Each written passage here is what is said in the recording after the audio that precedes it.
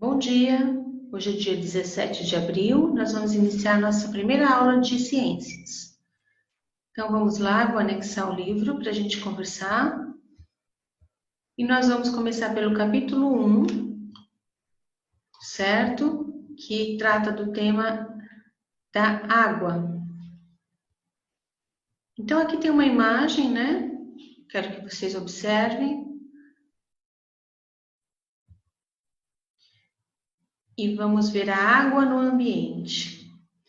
Então, neste capítulo, você vai estudar que a água é essencial aos seres vivos, que ela pode ser encontrada de diferentes formas na natureza e que passa por ciclos. Aqui no Conversa Vai, observando aquela imagem da abertura, você reconhece a água em quais formas? Você saberia dizer em quais estados ela é mostrada na imagem? A água pode ser encontrada em diferentes estados físicos nos ambientes da Terra. Pensando no planeta como um todo, onde podemos encontrar a água em estado sólido? Onde vocês acham que pode encontrar? E no estado líquido? E no estado gasoso? Registre suas respostas aqui. Onde vocês podem encontrar o estado nessas formas? Certo? Aí vocês vão registrar aqui. Aí depois a gente vê direitinho, tá bom? Água no planeta Terra. Opa, desculpe.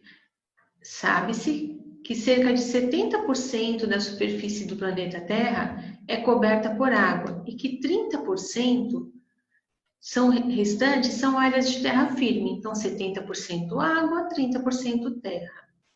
Isso significa que se pegássemos 10 copos para representar a superfície de nosso planeta, 7 deles estariam com água e 3 estariam vazios.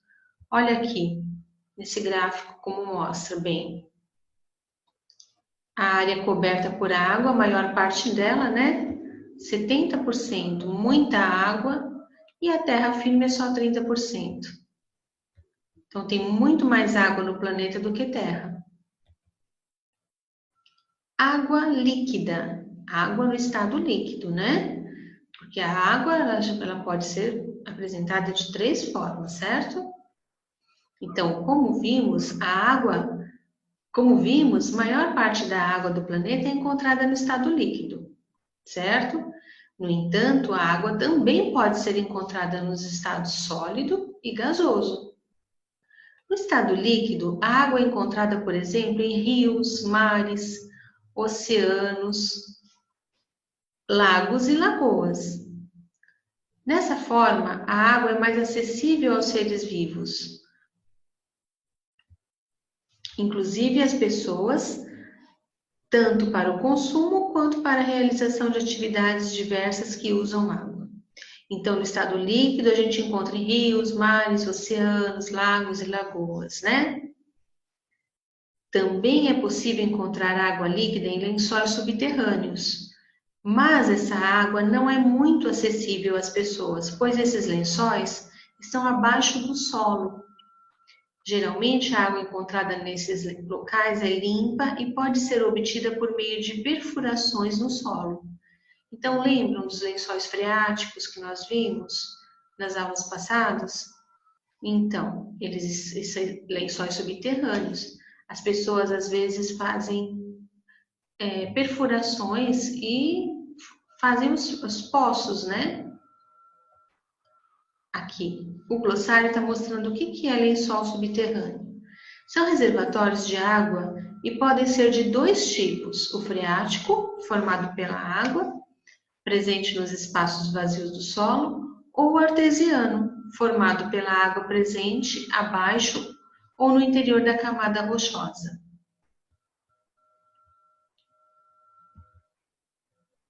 Aqui está mostrando a água viva e a melancia, que elas apresentam muita água em suas composições. Então, vamos ler aqui abaixo.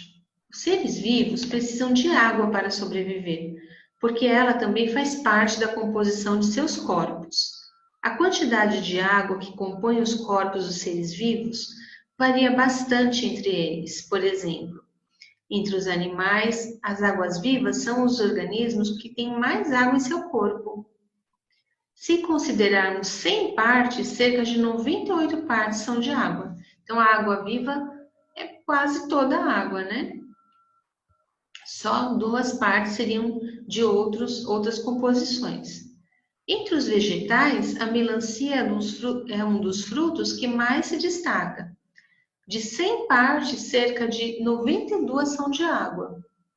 Então, tem mais água do que outra coisa na composição dela, né? Aqui com a lupa na mão, vocês vão pesquisar o seguinte: será que os seres humanos apresentam muita ou pouca água na constituição de seus corpos? O corpo do ser humano tem muita ou pouca água? Então, em fontes de informações diversas, pesquise a quantidade de água aproximada. Então, quer dizer, faça uma pesquisa e veja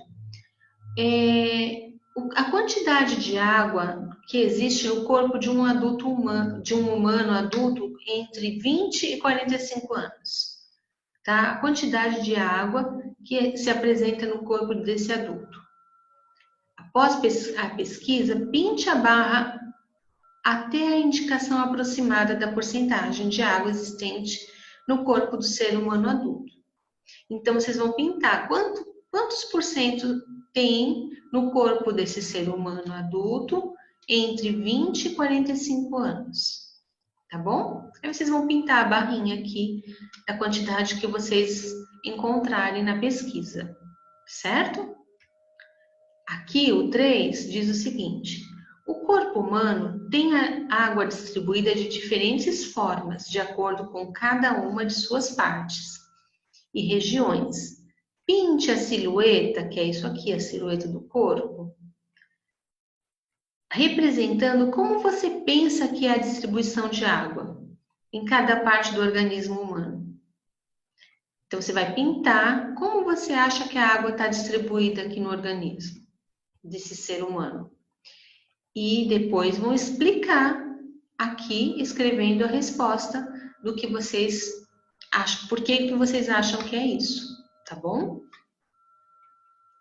Então, vamos lá. Água salgada ou água doce? A água não apresenta as mesmas características nos diferentes locais da Terra, pois a quantidade de sais dissolvidos nela pode ser variável. Então, dos 70% de água que cobre a superfície do planeta, a maior parte é de água salgada e a menor parte é de água doce. Mas atenção, a água doce não tem açúcar em sua composição, ela apenas tem, geralmente, menos sais minerais do que a água salgada. Né? Fala água doce, mas não é porque ela tem açúcar, é porque ela não tem os sais minerais que na água salgada tem, certo? Então, a gente sabe que o planeta Terra tem muita água, muita água. Mas não é toda água que a gente também pode usar, porque a água salgada a gente não usa, né? A gente usa a água doce. Há ainda a água salobra, muito mais comum em manguezais, regiões onde o rio e o mar se encontram. Então, onde o rio e o mar se encontram, há essa água salobra. Tem mais sais minerais do que a água doce e menos sais minerais do que a água salgada. A concentração de sais encontrados em cada um desses tipos de água é conhecida como salinidade. Você lembra qual propriedade da água está relacionada com a presença de sais minerais nela? E aí? A água tem capacidade de dissolver alguns materiais, como os quais ela entra em contato. Isso significa que ao passar por rochas, por exemplo, a água leva um pouco das substâncias presentes nelas. Essa capacidade de dissolver materiais está relacionada com a propriedade chamada solubilidade, que nós vimos também no trimestre passado, né? A água é conhecida como solvente universal, pois dissolve a maioria das substâncias conhecidas, chamadas de soluto. Então, vamos ver no glossário. Solvente é o quê? É a substância que dissolverá o soluto. E o soluto é a substância que será dissolvida pelo solvente. Certo? Então, nós aprendemos essa solubilidade, não é? Água sólida. A água sólida é encontrada principalmente em geleiras, em montes, em regiões onde neva e em icebergs. A imagem do início do capítulo é parecida com essa imagem que está aí, não é? Então, aquela água está em estado sólido, não é? Estudos indicam que algumas geleiras têm diminuído em nosso planeta devido ao aquecimento global, pois este, ao aumentar a temperatura média da Terra, faz com que o gelo derreta. Então, quando aquece o planeta, as geleiras acabam derretendo. Uma consequência desse derretimento é o desaparecimento de habitats naturais de muitos seres vivos. Além disso, o derretimento das geleiras eleva o nível dos mares e oceanos, e com isso muitas cidades poderão ficar submersas. Porque se essas geleiras são derretidas, o aquecimento global aquece todo o planeta, essas geleiras vão se derretendo e aquela água que era sólida acaba ficando líquida. E aí vai para os oceanos e mares. E com isso pode aumentar o nível do mar, não é?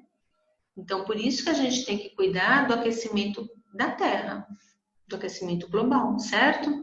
Para que não derreta as geleiras que existem no nosso planeta. Para saber mais, você já deve ter ouvido falar de icebergs e do Titanic, já ouviu falar? Titanic foi um grande navio que, por um acidente, colidiu com um iceberg. Então, aqui, olha o bloco de gelo, que enorme, né? Além de estar para cima, ele está aqui embaixo, olha. Então, pode colidir, né? Alguma embarcação. Os icebergs são blocos de gelo que se desprendem de geleiras existentes em áreas polares do planeta. Então, esse é um pedaço do gelo que se desprendeu de lá e começa a andar, né? E solto pelos mares. Por isso, eles são tão comuns nos chamados oceanos glaciais, no Ártico, ao norte, e no Antártico, ao sul do planeta, tanto lá em cima quanto embaixo, né? Essas grandes massas de gelo são formadas de água doce, variam em seu tamanho e em sua forma, podendo ser achatados ou pontiagudos. Sabe aquela expressão que diz, isso é apenas a ponta do iceberg? Ela se refere ao fato de que o pedaço que aparece de um iceberg, a ponta que fica fora d'água, corresponde apenas à 10ª parte do seu tamanho. Então aqui só o que aparece é só um pedacinho, né? A ponta do iceberg, mas tem muito mais lá para baixo, né? A formação de um iceberg acontece assim: o movimento das ondas e o calor fazem aparecer rupturas nas geleiras. Os fragmentos que resultam dessas rupturas são os próprios icebergs, que passam a flutuar pelo oceano. Porque eles desprenderam, né, da geleira. Então, gente, aqui nós vamos encerrar aqui,